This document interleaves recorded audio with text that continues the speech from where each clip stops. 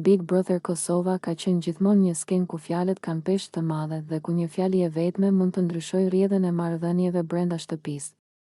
Një nga përplasjet më të ashpra dhe më të diskutuara të sezonit ishte ajo mes Albës dhe Fjollës, ku debati kaloi nga mospajtime mendimesh në akuza serioze dhe gjuhë fyese, duke tronditur jo vetëm banorët, por edhe publikun. Gjithçka arriti kulmin kur Alba, e revoltuar, i tha Fjollës se ajo po përkrah dhunën e ushtruar nga një femër ndaj një tjetre. Kjo akuzë e rënë dhe zhvendosi debatin nga niveli personal në një çështje me ndjeshmëri shoqërore. Dhuna, në çdo formë të saj, është një temë që prek drejt për drejt opinionin publik.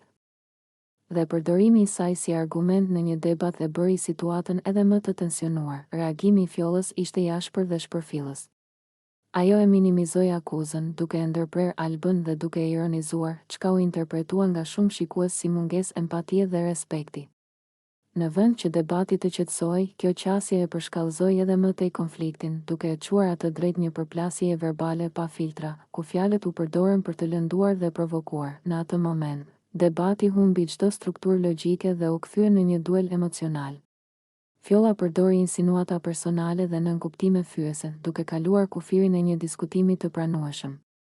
Kjo sjellje u pa nga shumë shikues si një përpjekje për ta poshtëruar Albën publikisht, ndërsa të tjerë e interpretuan si shpërthim nervash pas një presioni të gjatë psikologjik brenda shtëpisë. Alba, nga ana e saj, u përpoq të mbante një qëndrim më moralizues, duke insistuar se dhuna nuk mund të justifikohet apo relativizohet, pavarësisht se kush e ushtron atë.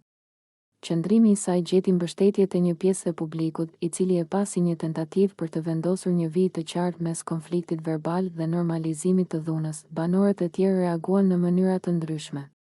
Disa u përpoqën të ndërhynin për ta ndalur përplasjen, ndërsa të